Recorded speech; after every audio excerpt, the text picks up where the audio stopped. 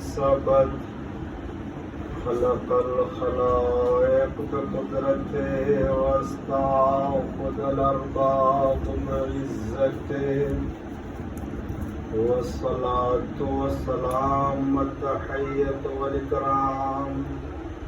على البشير النذير السراج المنير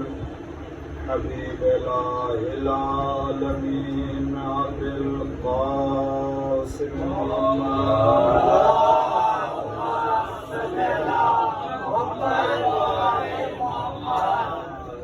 آله الطيبين الطاهرين المعصومين المظلومين المنتخبين المنتجبين الغر الميامين الذين أذهب الله عنهم الرجس وطهرهم تطهيرا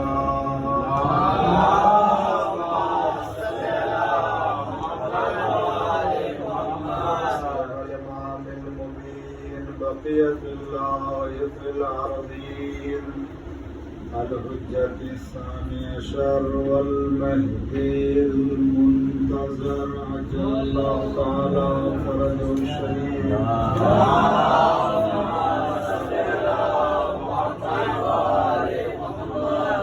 وجعل أول ظالم ظلم حق محمد وآل محمد وآخر تابع له على ذلك اللهم لعن العصابة التي جاهدت الحسين وشايعت وبايعت وتابعت على قتله اللهم لعنهم جميعا ما بعد فقد قال الله الحكيم في القرآن الكريم وقوله الحق بسم الله الرحمن الرحيم يا أيها الناس اعبدوا ربكم الذي خلقكم والذين ومن قبلكم لعلكم تتقون صلى الله عليه محمد صل على محمد وآل محمد عجل فرج کافی تاخیر ہو چکی ہے اور انتظار بھی بہت ہوا ہم لوگ بھی انتظار کرتے رہے لیکن یہ کہ بس نکلے تھے اس مقصد سے تو اللہ کا شکر ہے کہ جو بھی راستے میں حالت رہی اس پر کوئی شکوہ نہیں ہے خداوند عالم نے جس حالت میں پہنچایا اس حالت سے خوش ہے اور ہم سب کو خوش رہنا چاہیے جو پروردگار عالم ہمیں عطا کرے اور جس حالت میں رکھے وہی حالت اچھی حالت ہوگی اس لیے کہ ہم اور آپ کسی حالت کو اچھے یا خراب کہنے والے نہیں ہیں اللہ تعالیٰ اپنے بندوں کو نیک اور اچھے ہی حالت کو رکھنا چاہتا ہے امام محمد باقر علیہ السلام کے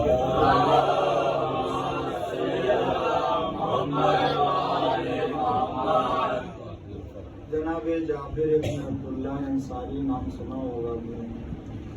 وہ آئے ایک دن بیٹھے ہوئے تھے تو امام نے ان سے پوچھا کہ آج تم نے صبح کیسی گزاری کیا حال ہے کس منزل میں ہو تم تو جناب جابر آپ جانتے ہیں کہ انہوں نے 7 معصوم کا دور دیکھا ہے ہمارے پاس 14 معصوم ہے آدھے معصوم کا دور انہوں نے دیکھا رسول اللہ صلی اللہ علیہ وسلم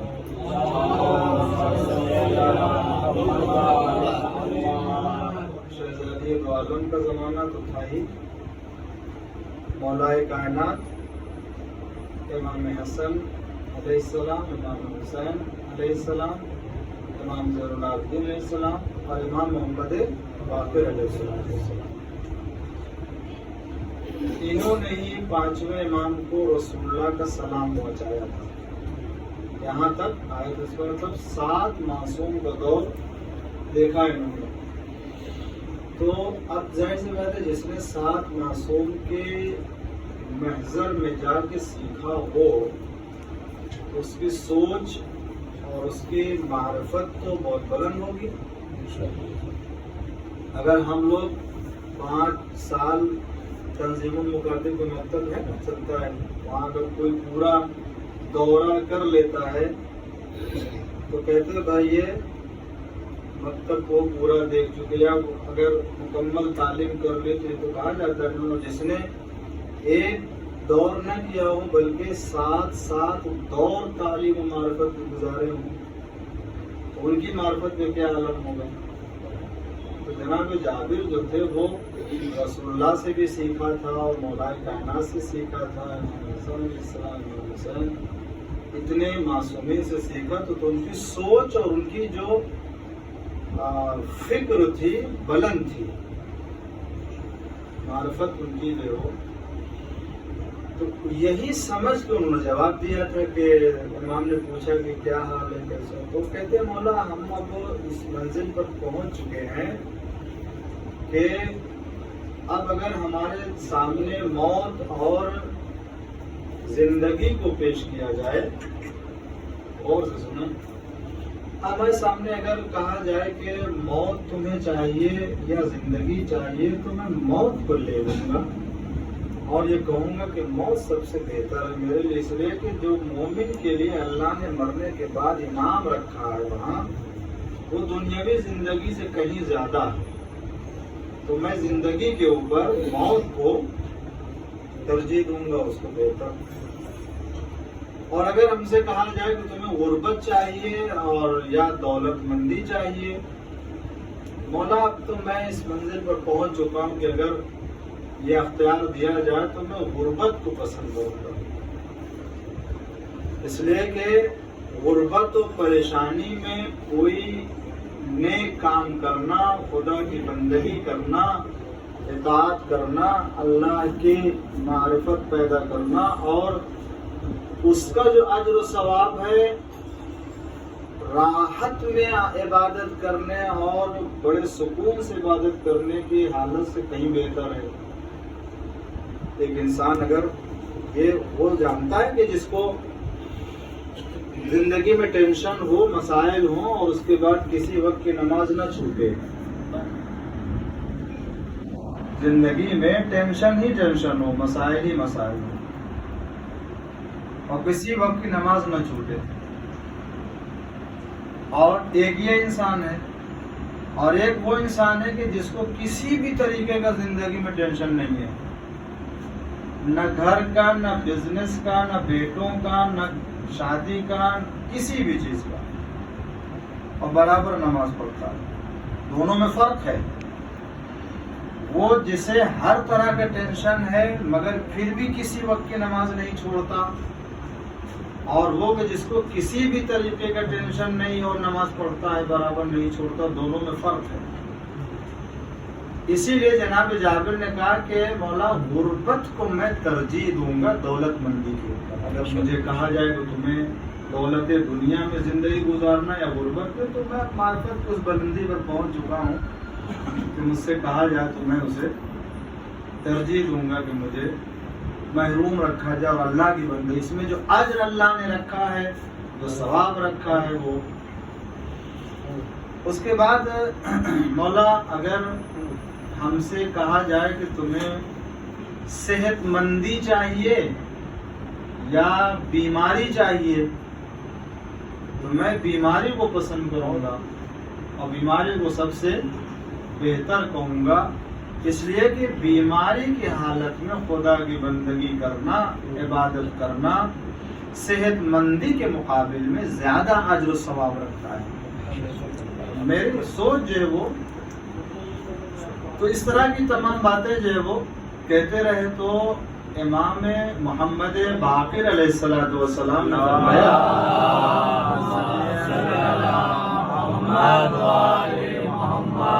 کہ جابر تم ایسے ہو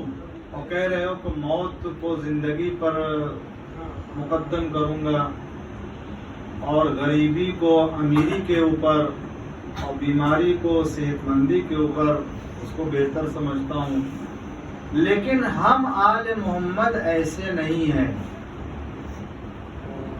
ہم آل محمد اس طرح نہیں جیسے تم سوچ رہے ہو. اب آپ دیکھیے، جناب جابر تو یہ سمجھے تھے کہ بہت اونچی لے کے آئے ہیں، اس سے اچھا کوئی جواب ہو ہی نہیں سکتا. مولا نے جب پوچھا ہے تو اس لیے کہ تب جابر کو بھی ایسا لگا کہ ایسا لگتا ہے کہ میں نے کوئی خطا کی، اور اتنے سال 7 معصوم کے زمانے میں رہ کے سیکھنے کے بعد بھی میں غلطی کے اوپر ہوں. امام فرماتے ہیں کہ ہم آل محمد ایسے نہیں. تو مولا پھر کیسے ہیں آپ؟ کہا تم جابر کہتے ہو کہ موت اور حیات میں موت کو بہتر سمجھتا ہوں، بیماری اور صحت مندی میں بیماری کو تم اچھا سمجھتے ہو،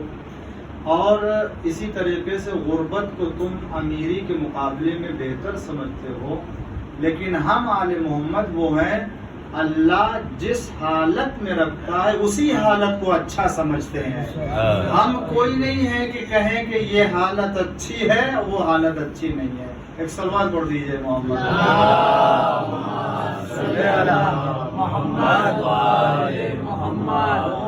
وہ جو اللہ رکھے جس حالت میں وہ حالت. البتہ یہ نہیں ہے کہ اگر ہم نے وہ حالت اپنی بنا رکھی ہے اپنی، کیونکہ وہ حالت بھی ہے یہ دیکھا جائے گا کہیں یہ حالت ہماری طرف سے تو نہیں بنی ہوئی ہے. کبھی ایسا ہوتا ہے کہ انسان کے گناہوں کی بنا پر اور انسان کے برے اعمال کی بنا پر ہی اس کی زندگی خراب ہوتی ہے.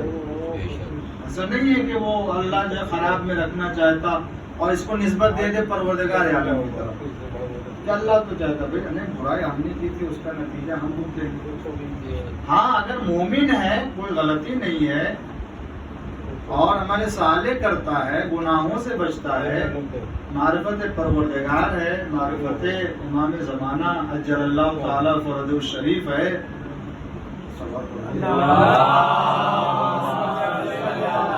ہمارے یہاں تو یہی شخصیت ہے جن کے اوپر درود و سلام پڑھتے ہیں،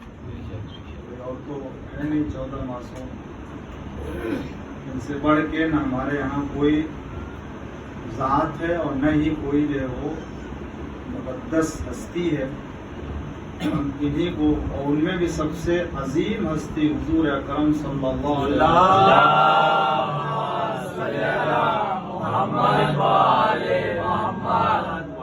پاس خدا کے بعد اگر کوئی ہستی ہے تو ذات پیغمبر اسلام، اور اس کے بعد ائمہ معصومین علیہ السلام اور مولا کائنات امیر المومنین علی ابن ابی طالب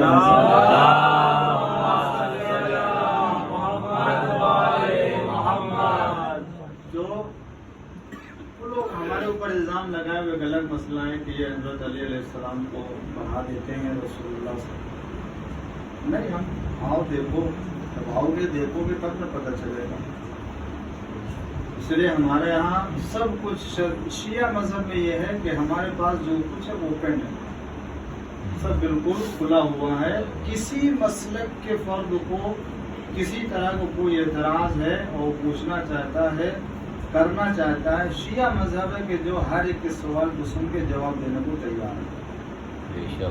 اگر تم کو کوئی اعتراض ہے تو یہ الزامات ہیں ہمارے اوپر، جیسے اور بہت سے الزامات ہیں.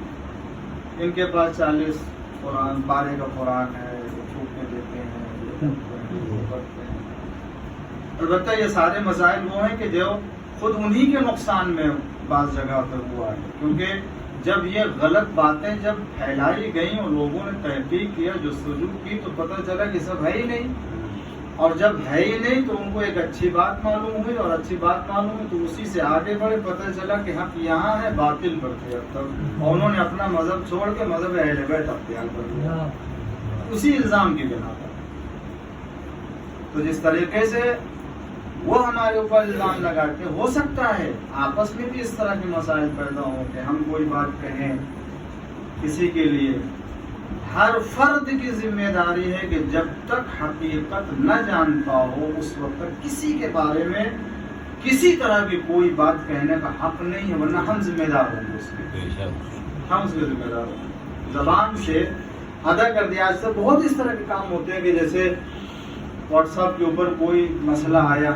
بچے خاص طور سے جو الزام لگانا, بہتان لگانا. اب جانتے ہیں الزام اور بہتان وہ بات ہے کہ جو نہ ہو کسی کے اندر, وہ بات کہنا. اور اس کا جو عذاب ہے وہ میں عرض کروں کہ میں نے روایت میں دیکھا ہے کہ کوئی اگر کسی کے بارے میں ایسی بات کہتا ہے جو نہیں پائی جاتی ہے, اللہ تعالیٰ اسے روز قیامت ایک ایسے رطوبت کہا گیا کیسے وہ پانی, گندا پانی اس کے ساتھ اٹھائے گا, جب تک وہ الزام اس سے نہیں ہٹ جائے گا, وہ حق جب تک ادا نہیں کر دے گا, اس وقت تک اللہ اسی گندے پانی میں اٹھائے گا. وہ گندا پانی کیا ہے؟ اب میں بات آ گئی تو عرض کرو, ایک سوال کر دیجیے.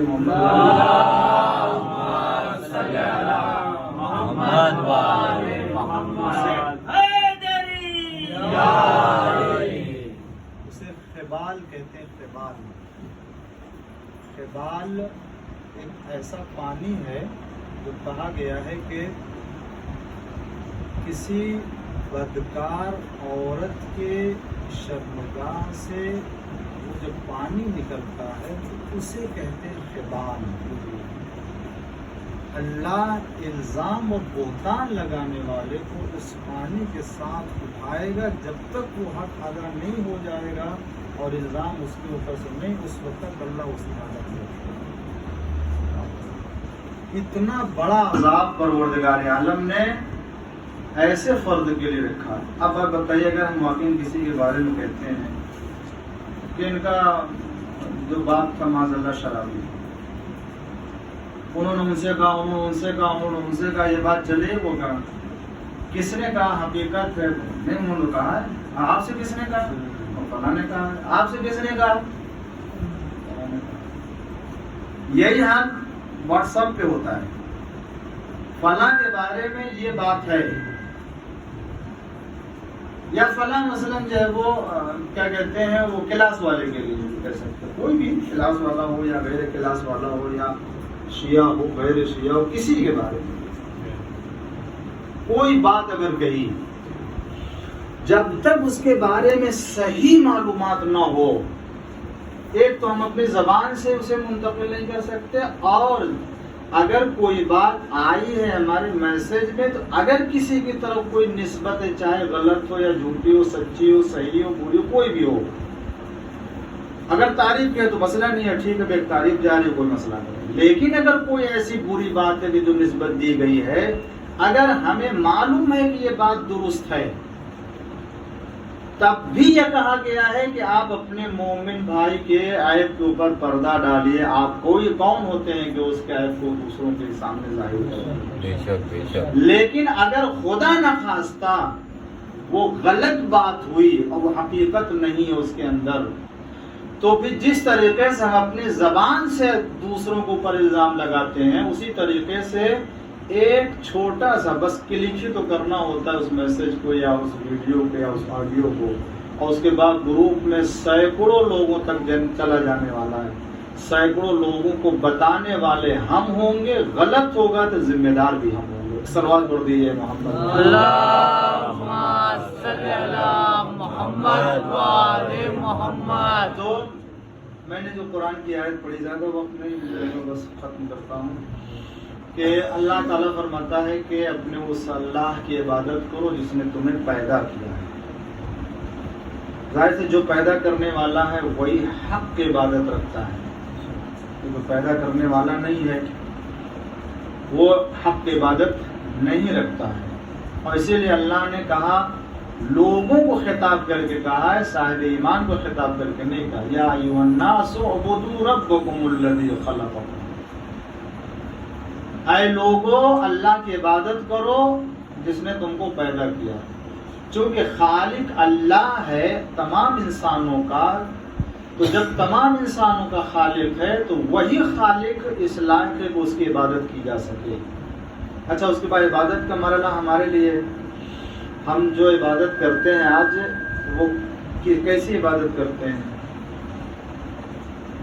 عبادت ملائکہ کی بھی ہے، عبادت جو ہے وہ انبیاء کی بھی ہے، عبادت نیک لوگوں کی بھی ہے. ہم آپ کی عبادت کیا ملائکہ کی عبادت ہے؟ کوئی کہہ سکتا ہے ہم عبادت ملائکہ فرشتے جیسی کرتے ہیں؟ کوئی نہیں دنیا میں. اچھا انبیاء جیسے عبادت کرتے ہیں، نبیوں نے جیسے عبادت کی ہے، وہ کہہ سکتا ہے کوئی ہم میں سے یہاں جتنے یا جو بھی دنیا میں انسان ہے نماز پڑھتا ہے عبادت کرتا ہے، کوئی کہہ سکتا ہے ہم نے جناب ابراہیم علیہ السلام جیسے نماز پڑھی ہے وہ پڑھتے ہیں نیک بندوں کی طرح سے؟ واقعاً بندگان صالح ہیں، ان کی نماز ایسی ہوئی. جائزہ لے لیجئے 60 سال 70 سال کی زندگی کا، ایک سال کوئی ایسی عبادت کی، ایک مہینہ کوئی ایسی عبادت کی، ایک ہفتہ کوئی ایسی عبادت کی، ایک دن ایسے کوئی عبادت کی، 1 گھنٹہ، ایک دن کی نماز، ایک وقت کی نماز، 1 رکعت کی نماز.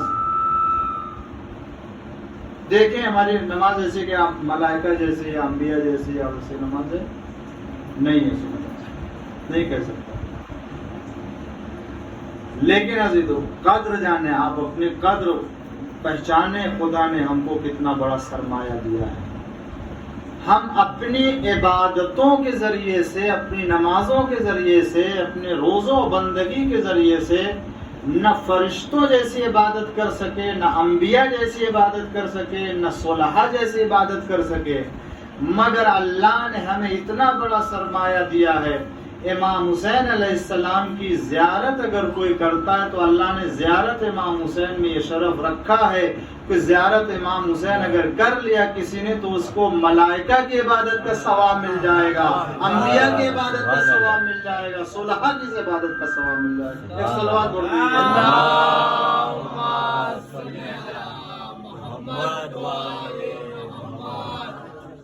حاصل تو نہیں کر سکتے مگر دیا ہے اللہ نے ہمیں. ایسا سرمایہ ہمارے پاس ہے رکھتے ہیں، اسی لیے زیارت امام حسین علیہ السلام جیسے عظیم زیارت کو اپنی زندگی میں کبھی فراموش نہ کریں. زیارت عاشورہ خاص طور سے اسے اپنی زندگی کا حصہ روزانہ. ہم کتنے اعمال جو روزانہ کرتے ہیں ایسے ہی مگر اس کا کوئی ایسا آخرت میں فائدہ نہیں ہے. کیوں نہ ایسا کوئی بہترین عمل کو اپنے زندگی کا حصہ بنا دے. روزانہ ایک ایسی نیکی ہو جس کو اللہ کے سامنے کہہ سکے پروردگار جب سے ہوش سنبھالے کبھی اس نیکی کو چھوڑا نہیں. شاید اللہ ہمارے اسی نیکی کو پسند کر لے اور اس بنا پر ہمارے سارے گناہوں کو معاف کر دے اور نیکی کو قبول کر لے. پروردگار عالم کے سامنے ایسا ہمارے لیے ہونا چاہیے، سلسلہ ہونا چاہیے کوئی ایسا جو اجر ہمیشہ کے لیے انتظام کر کے جائیں. اگر کسی ایک نے بھی ہاتھ پکڑ کے کسی کو کسی ایک نیک راستے کے اوپر لگا دیا تو صرف اسی کا ثواب نہیں ملے گا. جب تک یہ عمل کرتا رہے گا اس کا، اور اس کے بعد یہ جس کو سکھائے گا اس کا ثواب، وہ جس کو سکھائے گا اس کا ثواب اس کو ہمیشہ ملتا رہے گا. اور جس نے سب سے پہلی بار یہ نیکی انجام دی اور بنیاد رکھی ہے اسے آخر تک کے تمام لوگوں کا ثواب و اجر ملتا رہے گا. اس سے بڑھ کے اور کیا مثال ہے اور ثواب جاریہ ہو سکتا ہے. زندگی میں کوئی ایسا کام کر کے جائیں جو خدا کے لیے ہو، واقعی دین کے لیے ہو، خالص دین کے لیے ہو، اور اس کا اجر و ثواب ہمیں مرنے کے بعد ملتا رہے. خدا کی قسم جس نے مسجد بنا دی، جس نے امام باڑہ بنا دیا، جس نے مکتب بنا دیا، آپ کب سمجھتے ہیں کہ مسجد امام باڑہ اور مکتب بنانے کا اجر ثواب؟ آج مغل مسجد، یہ خوجہ مسجد، امامیہ مسجد، یہ امام باڑے جو ہیں یہ کس خلوص سے بنیاد رکھنے والے نے جو ہے اس کی بنیاد رکھی تھی کہ آج دیکھیں بھری رہتی ہے ہر وقت نمازیوں سے، اور اس کا اجر ثواب کسے مل رہا ہے؟ سب سے پہلے کہ جس نے اس کی بنیاد رکھی. اسی طرح سے ہر نیک عمل کے لیے کہ جس کی بھی بنیاد رکھیں گے اس کا اجر و ثواب ہمیشہ کے لیے اسے اس وقت تک ملتا رہے گا جب تک کہ وہ نیک کام ہوتا رہے گا. ایک سوال پڑھ دیجیے.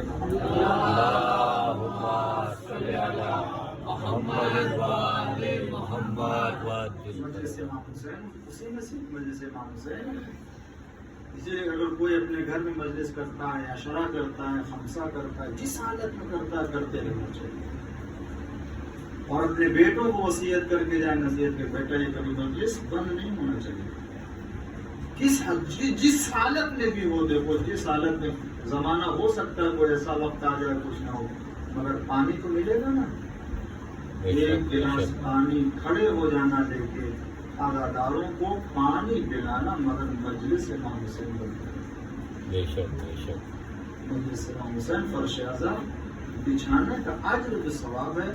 اور ہم جتنا امام حسین کو یاد کریں ابھی تو کبھی یہ نہ کہنا بہت ہو گیا، جتنا ماتم کر لیں کبھی یہ نہ کہنا بہت ہو گیا، جتنی شب بیداریاں کر لیں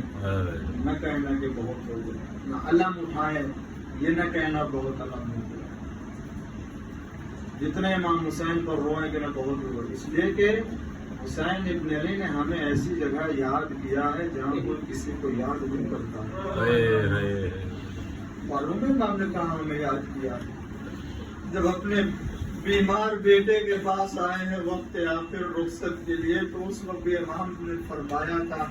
اے میرے لال جب چھٹ کے مدینہ جانا تو میرے شیعوں کو میرا سلام کہہ دینا،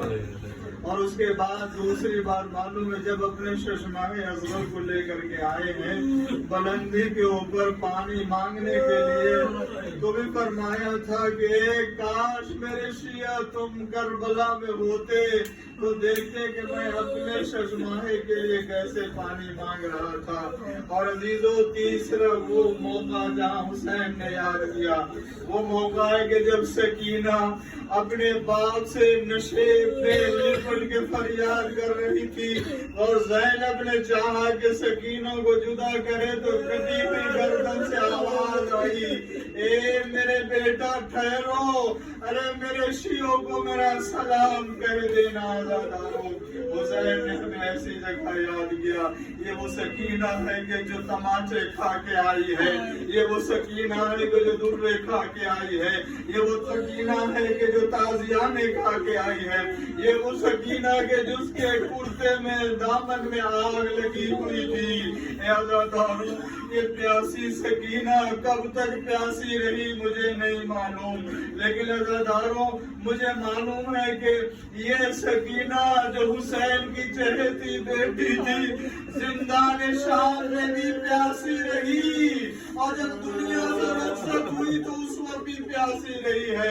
اس لیے کہ روایت ہے عزاداروں سید سجاد فرماتے ہیں کہ 3 دن پر ایک مرتبہ پانی آتا تھا دربار یزید سے، اور یزیدیوں کی جانب سے ایک وقت ہم کو ملتا تھا، اس کے بعد 3 دن نہیں آتا تھا پانی، اسی میں گزارا کرنا پڑتا تھا۔ تبھی تو سکینہ نے کہا تھا بوبی اماں سے،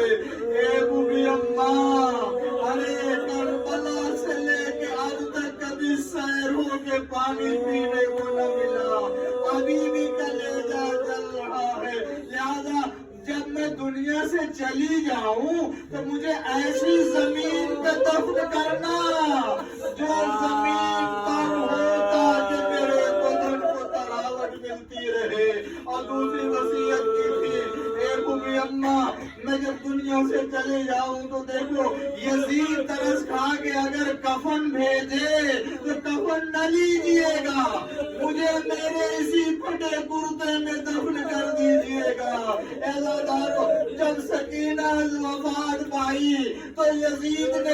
ایک کوہنہ چادر بھیجا تاکہ سکینہ کو کفن دیا، مگر وصیت کے مطابق ان لوگوں نے بھیج دیا، واپس کر دیا، اور کہا کہ ہماری لوٹی ہوئی چادروں میں سے ایک چادر میری ماں فاطمہ زہرا کے ہاتھوں کی ہوئی، اسے دے تو ہم اسی میں اپنی بچی کو کفن دیں گے، مگر وہاں سے اسے بھی نہ دیا گیا۔ اے عزاداروں کیا کرتے سید سجاد، اپنی بہن کو کیسے غسل دے، کیسے کفن دے، اسی کرتے میں سید سجاد نے سکینہ کو لحد کے حوالے کیا اور قبر بند کر دی، بیویوں نے ماتم کیا۔ عزاداروں جب نہیں رباب نے بڑھ کے آواز دی، اے میرے لال اصغر نے کربلا میں چھوڑا اور تم یہاں مجھے تنہا چھوڑ دے دو سيعلمون الذين أيهم الصلاة رزقنا قضائه وذكر الزهراء وأبيها وبعلها وبنيها والسر المستودع في زمان بظهور تعجيل فرمان